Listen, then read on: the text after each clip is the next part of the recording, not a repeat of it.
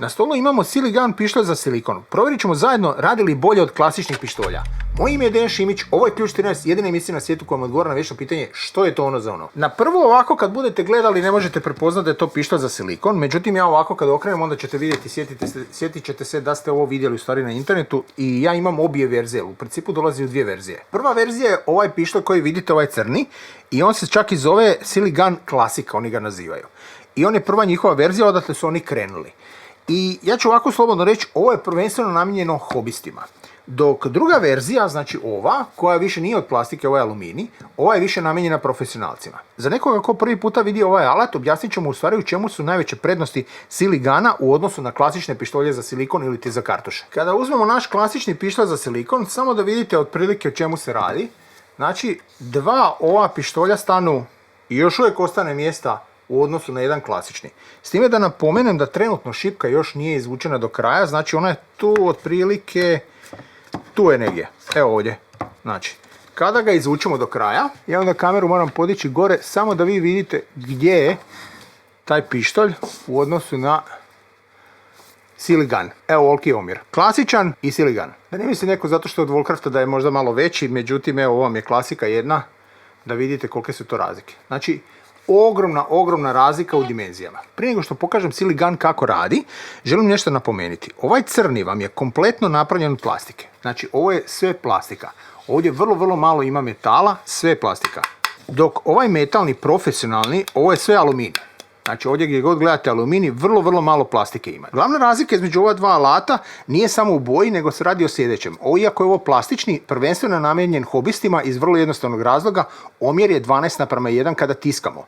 Savršen znači za ljepilo, savršen znači za silikone, sve ono što mi manje više sve radimo kod kuće. S druge strane znači Siligan Pro, on je prvenstveno namijenjen profesionalcima iz tog razloga što je omjer 24:1. Lakše je tiskati ta tvrđa ljepila, te tvrđe mortove, bez problema ćete napraviti s ovim, a i dalje možete raditi klasiku, znači silikone i ostalo što manje više svi radimo. Da bi stavili silikon potrebno je ovu malu ručicu pomaknuti, znači tu sad pomaknete i sad možete postaviti silikon. Obratite pažnju koliko se otvori kada stisnete.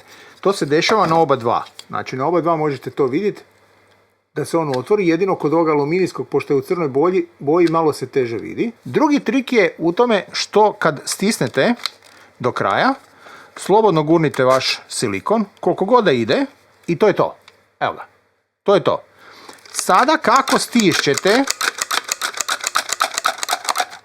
evo ga, on je rasjekao, znači gura i rasječe i vaš silikon je u principu spreman. Ja sad neću tiskati ovdje na stol, ali u principu on je spreman i može izbaciti. Evo, to je kako on radi.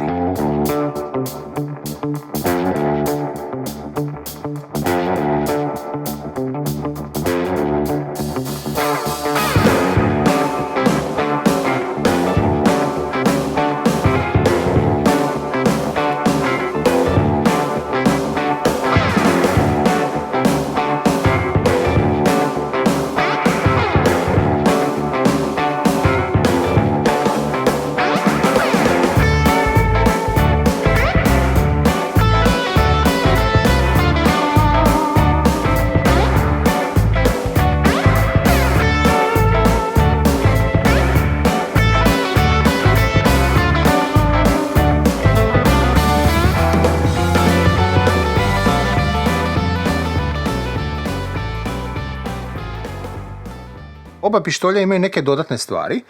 Profesionalni pištolj ima kuku po meni malo logičniju, znači imamo kuku da ga objesimo na svoje hlače, nešto na brzinu. I imamo ovu malu vezicu koju manje više neki stavljaju proizvođači na svoje, ali većinom ne, mogu slobodno tako reći. I kao što sam rekao, glavni omjer je ovaj aluminij, ovo je sve metal. I oba dva imaju ovaj mali štapić koji se malo teže vadi po mom ukusu, ne sviđa mi se kako se teško vadi. I ovo vam je u stvari za čišćenje vašeg silikona. Znači kada sad imamo začepljeno, otvorimo ga, ja ajmo reći da se stvrdnio, možemo slobodno očistiti. Mogu vam slobodno reći da skoro dođe do kraja. Znači vrlo malo, s obzirom da ovaj nikad nije odrezan. Ovo nije uopće rezano. Znači on stvarno do kraja dolazi. Znači on stvarno dođe do kraja. I poanta je da onaj stari silikon u stvari probijemo i to. Naravno nemojte zaboraviti očistiti i nemojte zaboraviti vratiti na isto mjesto. Dosta jednostavno se vraća pošto je opružni sistem. jako lijepo stoji, jako dobro čvrsto stoji. Sam proizvođač još kaže da u određenim situacijama ovaj pištolj može biti još kraći. On misli na sljedeće, da uzmete svoj skalpel i da slobodno skratite, znači, višak ovaj što imate sada, da nešto upozorim, ako budete rezali sa nekim lošim skalpelima, malo pripazite, ovo je inače dosta tvrda plastika, tako da sam ja malo impresioniran s kojom lakoćom on reže ovo. I kao što možete vidjeti, sad je pištolj još više kraći i još manje mjesta će vam zauzeti. Ovaj alat ima široku primjenu za nas sve hobiste, pogotovo kod kuće, jer manje više svi mi radimo isti posao, a to je da moramo silikonizirati oko sudopera ili oko naše kade, ne znam, lavabo, umivoniku, u kupatilu, i tu je uvijek borba, znači tu uvijek slavina pravi veliki problem. Pogotovo ako želimo staviti silikon, znači odozdo, idemo nešto staviti, svi znamo koliki je pištolj, svi znamo koja je ovo borba, da ste se oko samo izbili s njime, dok ste pokušavali nešto odozdo silikonizirati. Tako da alat ovakvih dimenzija je savršen za hrpu takvih poslova, znači idealan je. Međutim, kao i svi alati, ima neke mane, ima neke pozitivne stvari.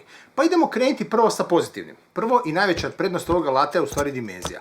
Zato što ga možemo staviti u bilo koji alat, možemo ga staviti u bilo koju ladicu, izuzetno malo mjesta zauzima. Jer ovo je 1/10 klasičnog pištolja, ovo je nešto nevjerovatno koliko je ovo manje. Zato ima mjesta u svakoj torbi sa alatom i u svakom stanu, jer nećete morati koristiti jedan klasični koji je ogroman. Ogroman pištolj u odnosu na ovo. Druga je prednost zato što vam daju neke stvari koje drugi ne daju, a to je ova mala kukica koju ćete moći lagano zakačiti za hlače, što manje više svi majstori koriste ovu kuku za to, a onda im visi tamo do poda kada stave. S druge strane, naravno, imamo za čišćenje, što na nekim pištoljima ima, znači kada gledate ove klasične pištolje za kartuše, za silikone, ima ta za čišćenje, međutim meni se ne sviđa jer je ona prikvačena stalno da bude ovdje, ne može se makniti, i ne sviđa mi se zato što onda je teško, vi morate cijeli pištolj nositi negdje da bi ga očistili, obrisali i tako dalje, što meni se osobno nikad nije sviđalo ta ideja i nikad mi to nije bilo toliko popularno, niti su majstori toliko baš vikali da je to super. Kad odete na internet vidit ćete nekoliko kritika za ovaj alat, ima ih jedno 4-5 koje ljudi spominju, ja ću ići krenuti redom pa ću objasniti koliko su stvari problem ili koliko nisu problem. Prvo što vam najčešće spominju da se na nožu nakupi ljepilo, ono što ste koristili, nekakav silikon, nekako ljepilo, da se nakupi na nožu i on više neće da prereže, znači, silikon. I ja ću reći da definitivno to je moguće, ja nisam uspio, meni se to još nije desilo, ja nisam uspio kad sam ga koristio, ali je definitivno moguće iz dva razloga. Prvi razlog je, naravno, mi koristimo nekakve agresivna ljepila, neka jaka koja brzo stežu, i logika vam govori, pošto je mal prostor, da će se tu vrlo malo nakupiti, može začepiti taj nož i može ga zatvoriti. Ako očistite, nećete imati problema. To je manje više vrijedi za sve alate. Znači, bušilicu, ako mi ne pazimo na nju, neće ona dugo raditi. Međutim, s druge strane moram ovako reći. Kada uzmete bilo koji stari silikon, jer ja sada zbog ovoga snimanja sam morao to gledati češće, pa sam primijetio da u stvari ti svi silikoni, sve te kartuše, kada ih tiskate, one ostave jako puno iza sebe. Znači, ovdje su unutrašnje strane ostane puno više nego što ste mislili, zato što nisu baš te brtve njihove koje guraju, znači, materijal van, nisu baš nešto naj. Bez obzira da li koristili ovakav pištolj ili siligan. I to je razlog zašto se nakupi. Dosta komentara imate na ovo da ne možete ponovo koristiti isti silikon, jer kao teško je pogoditi da ponovo reže tamo gdje je rezao. Pa iskreno ću vam reći, ovaj je odrezan nekoliko puta i nije predstavljalo problem što sam ja stavio, nego sam ja pokušavao samo otprilike da budem tu negdje. Znači, nisam se ni trudio da budem savršeno na liniji, nego samo tu negdje i nije pravilo problem. Zato kažem, nije toliki problem, samo otprilike i on će raditi. Jer kartušama to ne igra ulogu što su 2 puta zarezane, jer poanta je da se istiska materijal. Sljedeći problem koji vam najčešće navode za ovaj alat, a to je da ne možete okrenuti tubu, znači da koristite onako kako vi hoćete. Drugim riječima, kad ste odrezali vrh, da vrh vi kontrolirate kako prolazite gore dole. Zašto? Zato što na ovim pištoljima vi možete okretati. Da podsjetim sve majstore, okretanje je počelo tek prije jedno dobrih 10-20 godina. Znači, do sada se nije moglo okrenuti ovo, nego čak nisu mogli ni okrenuti ovako unutar, znači samo kartušu, nego je tek pojavom, ajmo reći, unazad 10 godina se pojavilo da se može kompletni alat okrenuti. Do tada to nije bilo. Zato ovo kada se odreže, ja ću ovako reći, meni nije pravilo problem, jer zavisi kako održete vrh, i ja sam mogao bez problema ići i uspravno i gore i dole i lijevo i desno, apsolutno nije pravio problem. Zadnje negativno što ćete najčešće čuti na internetu, a to je da ovaj šmirgl papir koji u stvari uvlači tubu, znači koji gura kompletnu kartušu prema nazad, da se kao brzo potroši ovo ono. Opet se vraćamo na to, ako on ima papire, ne znam, zalijepljene na tim silikonima tu neke, logika vam govori zato što je šmirgl papir da će nakupiti nešto na sebi. I može se desiti da se on brzo ovo, ali ja znajući šmirgl papir se jednako tako i brzo čisti. Znači njega nije problem očistiti s jednom malom četkicom i on se očisti neće, on će dalje raditi bez problema. Tako da, definitivno možete ga koristiti, samo je pitanje kakva su to oštećenja, jer šmirgl papir je inače dosta grub unutra postavljen, nemojte misliti da je neki lagani, baš je grub. Kako je ova sponzorirana emisija sa strane Centra Alata, u opisu videa možete kupiti, točnije naručiti vaš pištolj Siligan, imat ćete oba dvije verzije, znači i Pro i Hobby, možete ih naručiti, sada je trenutno predprodaja, znači skupljamo da vidimo koliko će biti zainteresiranih da naručimo. Tako da možete napraviti svoju narudžbu da vidimo koliko će biti zainteresirani. S druge strane, još jedan put, ako neko ne zna kako se vadi, evo ovo je dovoljno, normalno ne morate držati ovaj stisnuto i možete izvaditi bez problema. Osobno, vrlo pametan alat, definitivno ima razloga zašto će biti kod mene u alatu, a to je zato što je malo. Hvala svima što ste odgledali do kraja, vidimo se u sljedećoj epizodi. I želim još nešto pokazati, nešto što niko ne spominje na internetu. Radi se o sljedećem. Kada pogledate ovu ručku, malo ću staviti ovo crno-bijelo da se bolje vidi, kada stavite Siligan, znači njegovu ručku, ona je malo veća u odnosu na ovo. Malo je taj hod veći nego što je na klasičnim pištoljima. Ja sam uzeo 4-5 klasičnih, manje više svi imaju jednako odvojenu tu ručku, nemaju toliko istoreno prema naprijed kao što je na Siliganu. Siligan ima malo više, ima puno veći hod u odnosu na klasiku. Evo ga, to je nešto što sam ja primijetio. Hvala još jedanput što ste odgledali do kraja, doviđenja, vidimo se u sljedećoj epizodi. Ako želite izvaditi sada taj vaš silikon, znači oni savjetuju da opet stisnete kvačilo, da udarite slobodno rukom ovdje, malo ga pogurate i možete ga izvući. Evo ga, to je to.